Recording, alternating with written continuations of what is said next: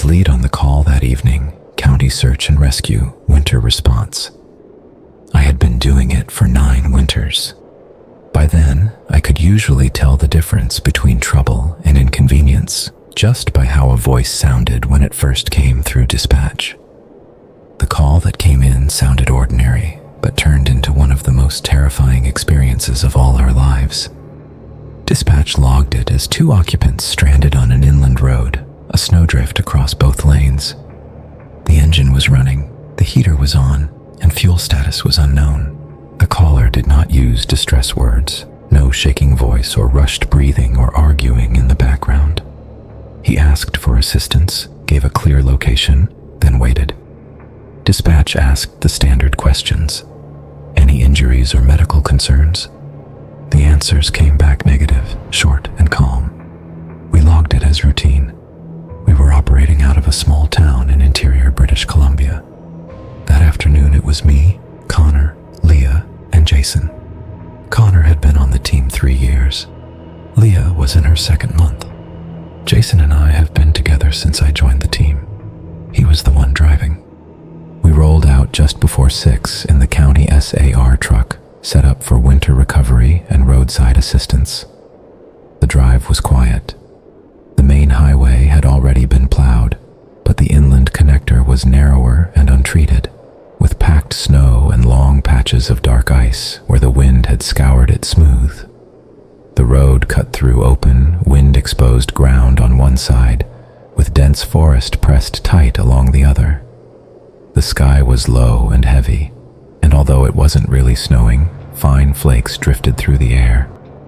The light was already gone, and everything beyond the headlights fell away quickly. We reached the coordinates at 6:20 p.m. The driver had told dispatch they hit the drift at speed and lost all forward movement. With no shoulder and nowhere to turn around, the car stopped right where it was, blocking both lanes. And that was the exact scene that met us when we reached. The road was empty in both directions. There were no other vehicles, no buildings, nothing moving except wind and snow. The stranded car appeared ahead as 2 dull points of light. As we closed the distance, it became clear it was stopped in the middle of the road, nose down into a drift that had blown across both lanes. The snow was packed hard by wind, piled high enough that the front wheels were buried and the car couldn't move. The engine was still running. Exhaust rose steadily from the tailpipe. It was the only movement. We parked behind them and stepped out. The wind hit immediately, pulling heat and flattening sound, making it harder to tell where anything was coming from. I walked up to the driver's side and shined my light in. They noticed us then. The man's eyes flicked toward me and back to the road, his hands on the wheel. The woman turned slightly, then looked past us, as if checking the dark beyond the headlights. She was wrapped in her coat, shoulders tight, hands tucked under her arms. The heater was running hard enough to keep fog forming on the windshield, clearing and clouding again in uneven patches. I tried the handle, but it did not move. The man made some waving signs with his hands as if trying to tell us something in crude sign language. He wasn't very successful, as either he was bad at it or I didn't understand it anyway. Ice had sealed the door along the frame. I chipped at the seam with an ice chisel from the truck, working it loose. The ice cracked and fell away in thin pieces across the snow. When the door finally opened, heat spilled out. I introduced myself and told them we would get them out and tow them back to the main road. The man nodded once and thanked us. The woman asked how long it would take. As she spoke, her gaze kept sliding past us, moving from one window to the next. I said we'd have to check first. I asked if either of them was injured. They shook their heads. I asked if they had tried to dig out. Yes, earlier. I asked how long they had been stuck. The man paused, then said, "A couple hours." Leah Leah and Connor pulled the shovels from the truck and started clearing snow from around the rear wheels and under the frame so we could get a strap in without damaging anything. Jason went back to the truck to check in and request a plow in case the drift was too dense for a pull. It was routine work. I stayed near the driver's door and watched the couple while the others worked. The air inside the car smelled damp, just fabric and cold that had soaked in and stayed. I asked the man about fuel again. He said he didn't know exactly. He said the fuel gauge had been unreliable since the cold set in. The woman asked if we could leave right away. I told her we needed to clear space and secure the strap first. She nodded and didn't say anything else. While Leah and Connor were clearing snow from the sides of the car, Jason called out for us to come look at the rear. Leah and I walked over. He had stopped working, brushed snow aside with his glove, and angled his light toward the back panel. The rear quarter panel was dented inward. The metal had folded sharply, and the paint had fractured along the crease. It didn't look like snow damage. I went back to the driver's side. The couple were still inside the car, sitting the way they had been. I asked the man how it happened. He stared forward and didn't answer. The woman spoke without turning her head. It hit the car. I waited, then asked, "What hit the car?" She shook her head and said nervously, "Something big." Her words made Connor take notice, and he glanced at me. I asked where it came from. The woman lifted her hand and gestured across the road, first toward the open ground, then toward the darker edge of the trees. "It came out of the dark," she said. "We couldn't see it properly." The man spoke then. His voice was steady, but tight. "It kept moving. We never got a clear look." I said it was probably a bear. He shook his head without turning. "No." I asked when it happened. "Around the time we got stuck, it was just getting dark." The man replied hesitantly. I asked why they hadn't said anything on the call. He took a breath. "We weren't sure. I think it hit us, and since then it has been moving around us and, well, we keep hearing noises." "What noises?" I asked. As if on cue, we heard it. A low growling. It came from the tree line where the road curved away. We couldn't see anything there, and the sound didn't give away how far off it was. Connor stopped moving. Leah's light lifted off the dent and pointed outward. Jason's head turned toward the same stretch of trees. I swept my light across the snow and into the first row of trunks. We couldn't see any movement, just the trees in the dark. Another sound followed. It sounded closer this time. A hiss, then a wet exhale. Branches shifted. Snow dropped from above and scattered across the ground. The woman screamed and started shaking as the man tried to calm her. They had been sitting there alone in the dark for a long time, listening to something move around the car in the dark. Clearly, they were spooked by it. I told everyone to stay together and keep the lights up. I told Jason to get the truck moving and bring it closer. I told Connor and Leah to stop working the tow. I also decided to call for backup. Something about the scene screamed wrong, and I did not want to take any chances. Connor looked at me, waiting. I told him we were leaving the car. I turned back to the couple and told them to get out now. The woman moved first, awkward and stiff. Her feet found the ground, and she almost went down, catching herself on the doorframe. The man got out slower, still staring past us, his head turning in small, quick movements. He kept looking into the dark spaces between the trunks. Leah took the woman's arm and guided her toward our truck. Connor stayed on the man's side. I walked backward, keeping my light aimed wide.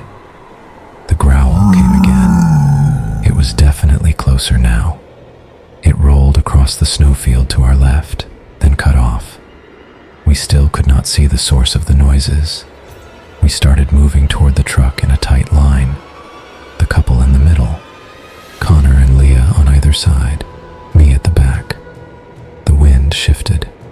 A single gust brought the smell of wet animal fur, sharp and unmistakable. Then it passed. The truck was about 20 meters ahead of us. We picked up the pace. The couple struggled to keep up. Leah kept a hand on the woman's arm. Connor stayed tight on the man's side. The man kept turning his head until Connor caught his shoulder and pushed him forward. Something moved in the trees beside the road. The sound was heavy and padded, moving through snow at the same speed we were. Branches bent and shifted. Snow slid down in loose clumps. The growl came again, lower this time. Then whatever was moving picked up speed through the brush. But not towards us. It went ahead while keeping hidden among the trees. Jason had the rear door open before we reached the truck. "Move," he shouted. Leah helped the woman in first and climbed in after her.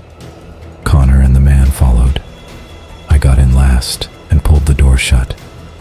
Jason locked the doors and hit the horn. The sound cut straight into the dark. Something crossed the headlights. It wasn't lit. It blocked the light. A broad, big, and wide-moving shape cutting through the beam. Front limbs reaching the ground ahead of its body. A low head, and we caught a glimpse of claws scraping the ice on the road as it moved through the beam. The shape crossed the headlights and vanished off the side of the road. Connor said it quietly. "That's definitely not a bear." The headlights still pointed down the road, and the stranded car sat there, blocking it completely. The shape had disappeared, but the image stayed with us. Jason was the first to speak. "We need to get out of here fast." He put the truck into reverse. The tires crunched as we backed up, slow and controlled, creating space. The road widened slightly where snow had been pushed back earlier in the season, just enough room to turn. He swung the wheel and brought us around, back toward town. As the truck straightened and the headlights swept away from the stranded car, it disappeared into the darkness behind us. Just then, a deep sound followed, slow and heavy. Metal under strain, steel giving way. It carried through the cold air, then stopped. The sound was coming from the stranded car we had just turned away from, metal being crushed slowly under pressure. I told Jason to get away as fast as he could. Behind us, we could hear sounds of something big running through the snow. Not directly behind the truck, but off to the side within the trees, all the while keeping pace. We could hear it through the wind and engine noise, heavy steps hitting snow, branches snapping as it ran parallel to the road. Jason pushed the truck harder. The road was uneven and slick, and the steering fought him as the tires searched for grip. In the side window, I caught flashes of motion between the trees, something tall moving fast, keeping level with us without trying to cross the road. The woman was crying quietly now. The man had twisted around in his seat, staring through the rear window, even though there was nothing clear to see. I called dispatch again and told them we were in motion and being followed. I gave them our direction and the last clear marker we'd passed. They told us backup was on the way and should be with us in less than 10 minutes. The thing kept following us. At one point, the trees thinned and the road ran along open ground. Our headlights swept wider, and for a brief moment, we could see more of it. A long shape running low, shoulders rising and falling as it moved. Its movements were ape-like. Its front limbs were long, striking the ground ahead of its body before pushing it forward again. It wasn't struggling to keep up. Jason swore under his breath and kept the truck centered as the road curved. Snow sprayed up behind us. The engine whined when he tried to accelerate, then caught. We saw it again for a quick few seconds when it crossed closer to the road, just outside the beam. Pale patches of skin or fur caught the light and vanished. Its head stayed low, almost level with its shoulders. It stayed with us as we drove, running along the tree line beside the road. We didn't talk much. Jason called out the sharper turns. I watched the mirrors, while Connor kept checking the side windows. The first sign of the backup unit came from ahead of us. Their headlights appeared around a bend, high beams already on. As the two sets of lights met, the road and the trees on both sides lit up at once. Both Jason and the other driver braked, and we stopped with our headlights lighting up the scene. That's when we got our most clear view of the creature. It came out of the trees on our right and rose up onto its hind legs. It was tall, taller than the truck by a clear margin, close to 9 feet if it stood straight. Its body was covered in thick, pale fur that reflected the light, almost white against the snow. One arm was shielding its eyes from the sudden glare of lights, and the other arm hung long at its sides, ending in hands with fingers tipped with claws that caught the light. Its head stayed low on its shoulders. Its body was thick through the chest and back, built for power. It made a loud sound then, a deep growl that rolled out of it and carried across the road. We waited for a good couple of minutes, our faces tight with tension and anticipation as to what would be the creature's next move. Then, as suddenly as it had appeared, it turned and began to run into the trees once again on all fours, its hands pulling the rest of its body forward. The other truck fired a flare into the trees. The light burned white against the snow and branches. We saw the timber move hard and fast as it moved further into the thick forest. Branches bent. Snow fell. Then there was nothing. We didn't stop until we reached town. The handoff was brief. The couple were taken inside and given somewhere warm to sit. Statements came later. The man did most of the talking. He said they heard movement around the car for a long time before anything touched it. He said they only caught pieces of it when it passed through the headlights. He said the waiting was the worst part. At first light, another team went back out with a plow.